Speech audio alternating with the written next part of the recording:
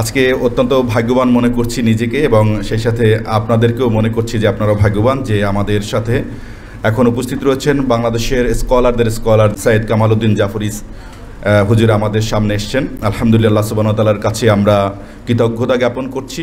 সেই সাথে হুজুরকেও আমরা ধন্যবাদ জ্ঞাপন করছি এবং শুভেচ্ছা জানাচ্ছি আবেরোজ ইন্টারন্যাশনাল স্কুলের পক্ষ থেকে, যে হুজুর আমাদের কাছে এসেছেন অত্যন্ত ব্যস্ততার ভিতরেও। আমরা তার জ্ঞানগর্ভ আলোচনার সম্পর্কে আমরা জানি যে আমরা অনেক সময় বসে থাকি আসলে, যে হুজুর যেই জায়গায় যে সময় যায় খুতবা দেয়, আমি ব্যক্তিগতভাবেও এবং আপনারাও অনেকেই হয়তো আমার মতনই ভক্ত রয়েছেন হুজুরের। আলহামদুলিল্লাহ, আল্লাহ সুবহানাহু ওয়া তাআলা আমাদেরকে খুব কাছে আজকে হুজুরকে নিয়ে এসছেন। আমরা ওনার কথা শুনবো। আমি আর সময় নিব না ইনশাল্লাহ, যেহেতু হুজুর সময় খুব কম আমরা পাবো, তো সেহেতু উনি ওনার মতন করে আলোচনা করবেন ইনশাল্লাহ। আপনারা সবাই শুনবেন, আর যদি আপনাদের কোনো প্রশ্ন থাকে আমরা কাগজ দিব, পরবর্তীতে হলেও আমরা হুজুরের কাছ থেকে আমরা সেই আনসারগুলো নিয়ে আপনাদেরকে আমরা দেওয়ার চেষ্টা করবো ইনশাল্লাহ। আসসালামু আলাইকুম ওয়া রাহমাতুল্লাহি ওয়া বারাকাতুহু। আসসালামু আলাইকুম ওয়া রাহমাতুল্লাহি ওয়া বারাকাতুহু।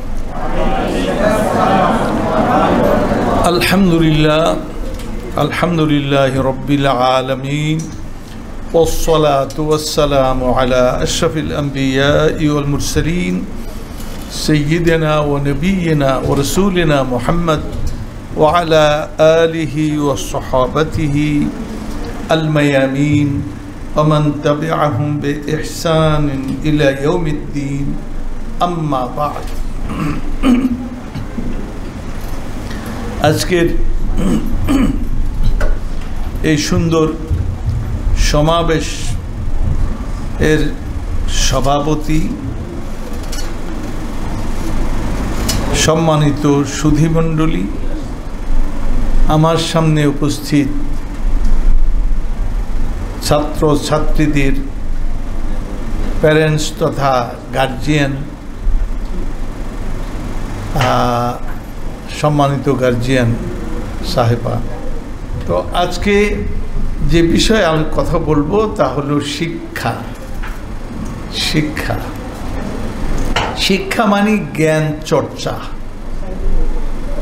জ্ঞান চর্চাকে শিক্ষা বলে। তো জ্ঞান, সুবহানাল্লাহ, মানুষের দুটি প্রাথমিক এবং মৌলিক ফরজ দুটি কি? একটা হলো জ্ঞান, আরেকটা হলো ঈমান। এখন সিরিয়াল যেভাবে আমি লাগালাম, এটা কি ঠিক আছে? ঈমান আগে বলবো তারপরে জ্ঞান, না জ্ঞান আগে বলবো তারপরে ঈমান বলবো?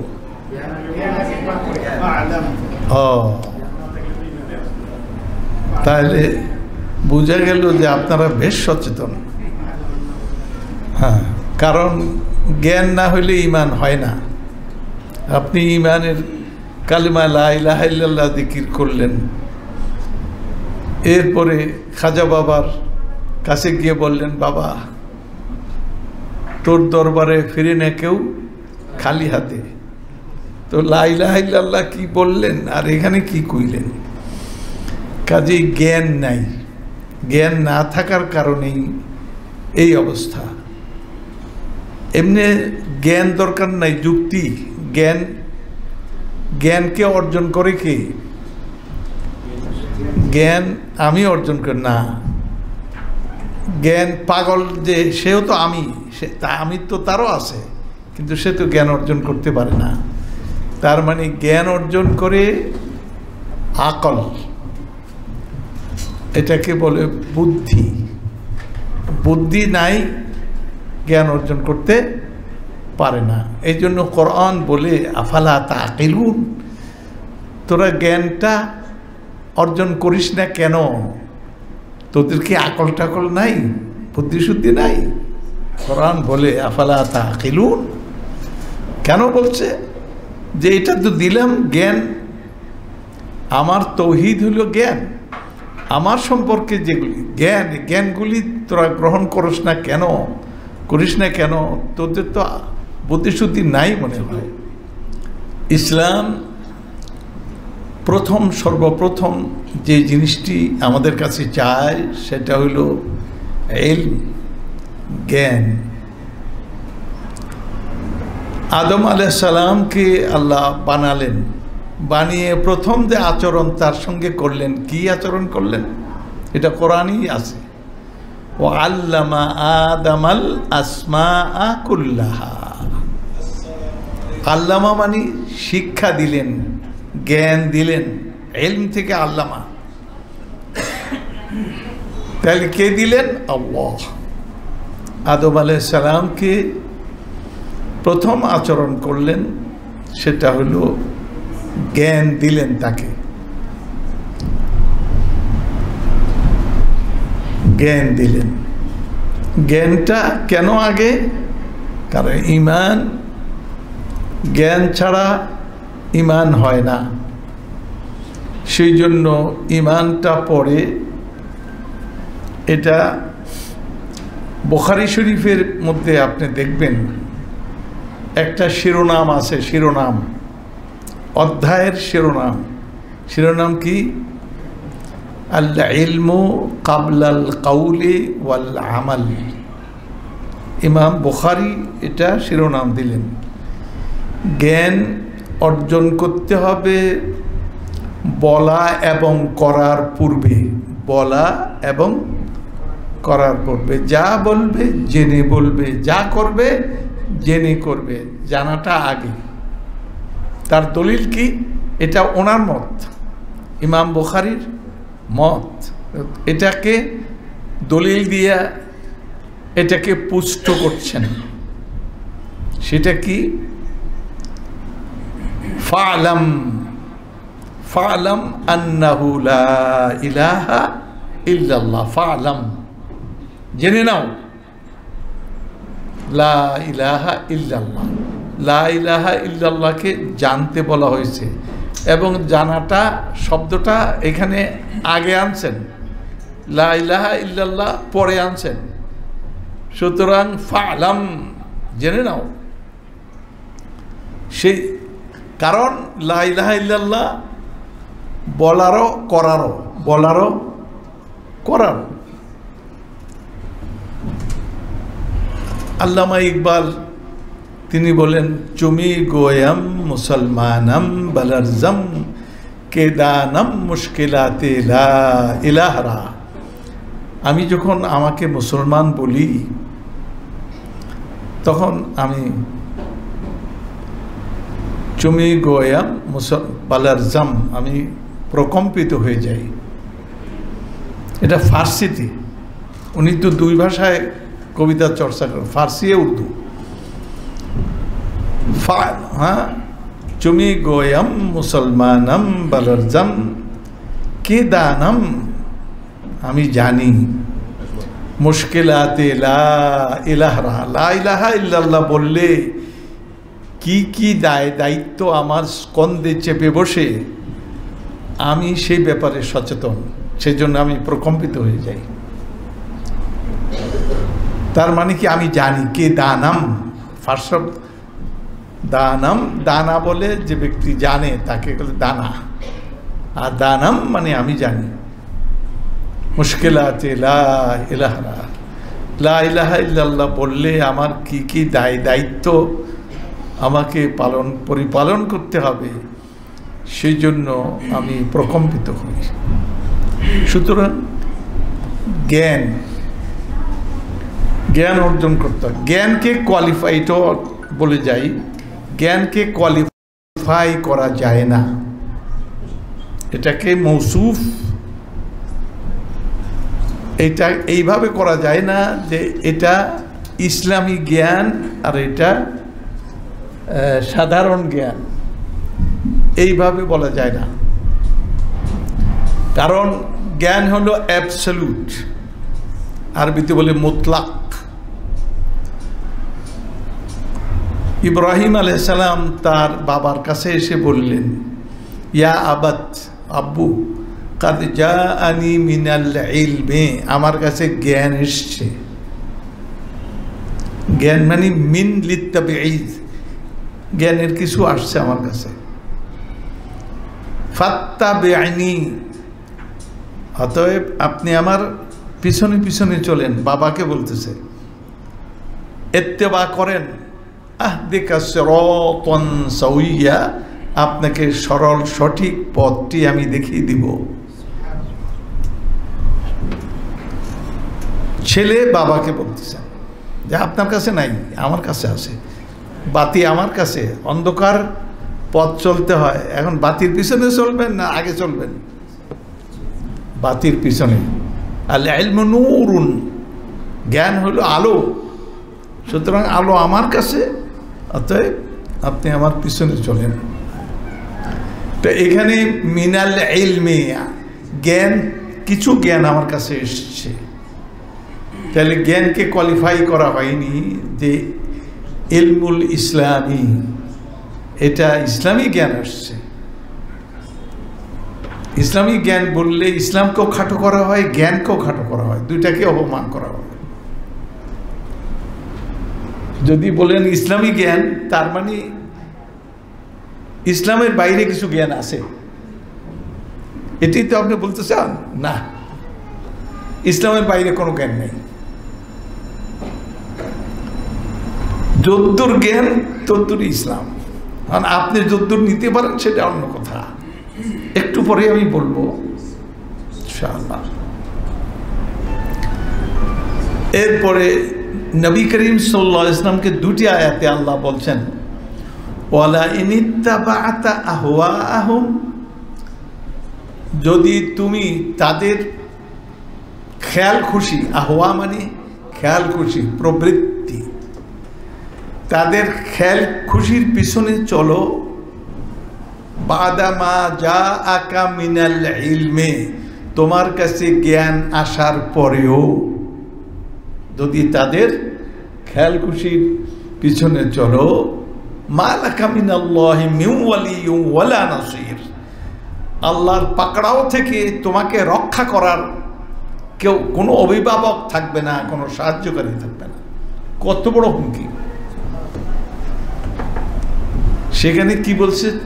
তোমার কাছে জ্ঞান আসার পরে। জ্ঞানটা কি ইসলামী জ্ঞান আসছে না দুনিয়াবী জ্ঞান আসছে? কোনটা? করা যায় না।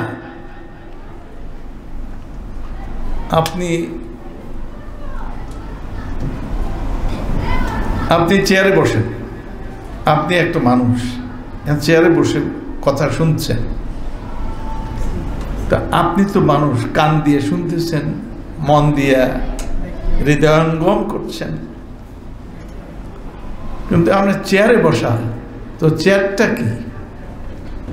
চেয়ার না হলে আপনি সিটিয়ে পড়বেন, না হলে বাঁশি একটা তো থাকবে, পাটি থাকবে, একটা কিছু থাকবে। সুতরাং ইসলামের বাইরে চেয়ারটাও না। ওয়াসিআ কুরসিয়ুহুস সামাওয়াতি ওয়াল আরদ, আল্লাহর চেয়ারটা আসমান জমিন সব কিছুকে ঘেরাও করে আছে, ব্যাপ্ত হয়ে আছে, ব্যাপ্ত হয়ে আছে, তার ব্যাপ্তি সব কিছু নিয়ে। তাহলে এটা বস্তু নির্ভর চেয়ারটা। এই চেয়ার আর আপনি একই ইয়েতে চলে আসলেন। আপনি নামাজ পড়বেন, নামাজটা বুঝলাম, নামাজটা আল্লাহর পক্ষ থেকে ফরজ, কিন্তু আপনি কি জীবিত থেকেই নামাজ পড়বেন না মরার পরে? জীবিত থেকে। তো জীবিত থাকতে গেলে যেমন নামাজ পড়তে হয় তেমন খেতেও হয়। কি করতে হয়?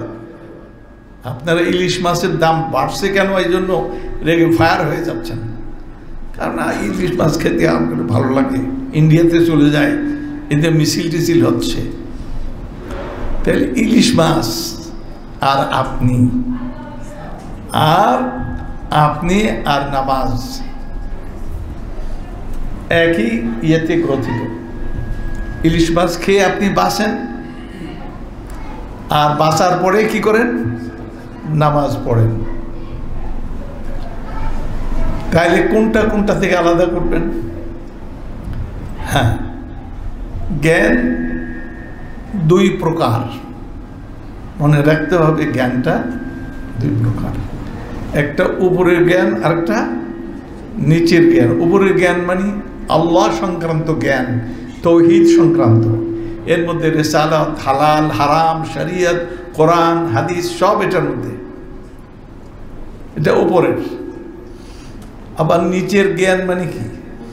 এই জমিন, এই পৃথিবী, এই ক্ষেত খামার, সমুদ্র, নদী, জাল, নৌকা, মাছ ধরা, এরপরে কি বলে কৃষি কাজ করা, এগুলি সব নিচের জ্ঞান। উপরের জ্ঞান আর নিচের জ্ঞান। অথবা এইভাবে বলতে পারি যে একটা হলো বডি, আর একটা হলো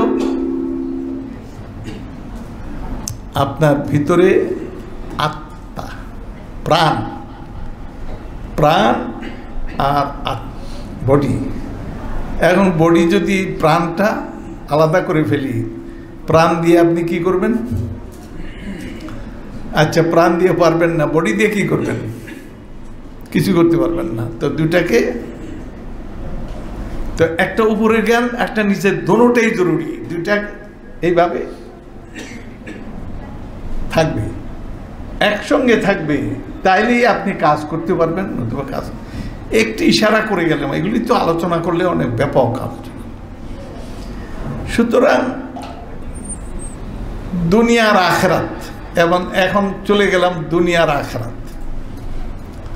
তো দুনিয়ার আখিরাতের প্রতি ঈমান কি আলাদা আলাদা না একই সঙ্গে?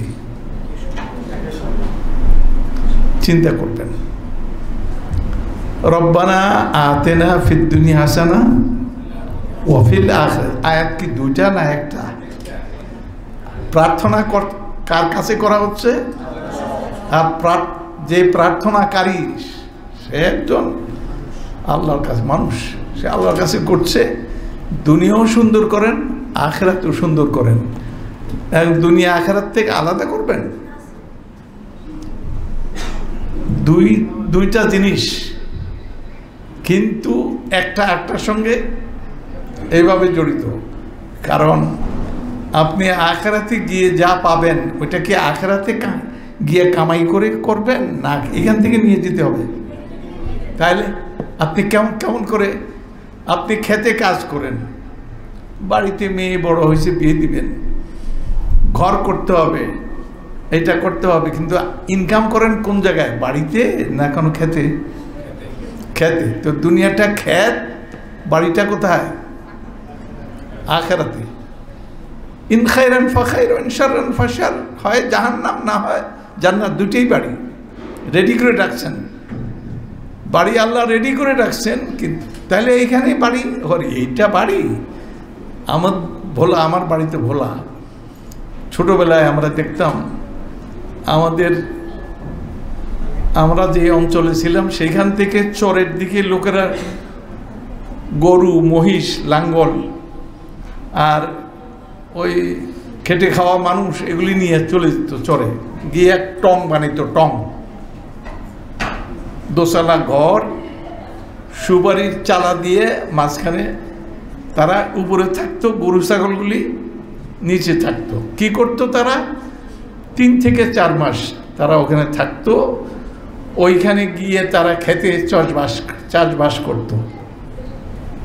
তো চাষবাস করার পরে ধান টান কেটে কুটে এরপরে বাড়িতে চলে আসতো। তাইলে ওখানে যে বাড়ি ঘর যেটা, ওটারে কি বলে? একটু আগে বললাম, টং। আপনি এইখানে হোয়াইট হাউস বলবেন, এটা টং, এটা মনে রাখতে হবে। এটা টঙের, কারণ যখন জান্নাতে যাবেন তখন দেখবেন আপনি নিচের দিকে লক্ষ্য করলেন টং, কি জান্নাতে, কোথায় আপনি? এটা টং। কারণ ওইখানে অনেকে তো আমার, আরে টঙে আর কয়দিন আছেন আপনি এখানে? টং, এটার মহব্বতে, এটার জন্য পাগল হয়ে গেলেন, দর্শন তো আপনার ভিতরে ঢুকে নাই। জ্ঞান দিতে গিয়ে কি আলোচনা করলেন? ও খালি উপরের আলোচনা, নিজের না নিচের গুলি আনছেন। তাহলে বুঝে গেল রব্বানা আতিনা ফিদ দুনিয়া হাসানা ওয়া ফিল আখিরাহ। টঙের কথাও বলতে হবে, বাড়ির কথাও বলতে হবে, চাষবাসের কথাও বলতে হবে, থাকার কথাও বলতে হবে। সুতরাং আল্লাহ তাআলা দুইটাই ইলম তাকে দিয়ে দিলেন। এখন নামাজ পড়লেন আপনি, জোহরের নামাজ, জোহর নামাজ ফরজ। ফরজ কয় রাকাত? 4 রাকাত। তো জোহরটাও ইসলামী অন্য ইসলামী ব্যাখ্যা করছে। জোহরটাও ইসলামী, রাকাতও ইসলামী, কিন্তু 4টা কি? 4 রাকাত। ও 4 তো হইল, এটা সংখ্যা তত্ত্ব পড়তে হয়। তাহলে ফরজ না, খালি ফরজের বাইরে সংখ্যা তত্ত্ব যদি আপনি না জানেন তাহলে 4 রাকাত কেমনি পড়বেন? আচ্ছা ভাই, নুরুর সবেমাত্র শুরু, এটা 4 কথা কইলেন, 1-এর কথা কইলেন না। 1 না জানলে আল্লাহকে চিনবেন? প্রথম ফরজ কোনটা? আল্লাহকে। তো আল্লাহকে জানতে গেলে তো 1 জানতে হবে। শুধু 1 না, একক। কুল হুয়াল্লাহু আহাদ, ওয়াহিদ না, এমন একক যাকে আর ডিভাইড করা যায় না, অ্যানালাইসিস করা যায় না, ভাঙ্গা করা যায় না, এমন এক ইউনিট, একক ইউনিট। এই জ্ঞানও আপনি এখানে অর্জন করলেন, এটা ফরজ। উপরের নিচে ঠিকই, নিচে না জানলে উপরটা হক আদায় করতে পারবেন না, এটা জানতে হবে। অতএব যারা ইঞ্জিনিয়ারিং পড়ে, এটাকে আরবিতে কি কয় জানেন আপনারা? অনেকে জানেন, আবার অনেকে জানেন না।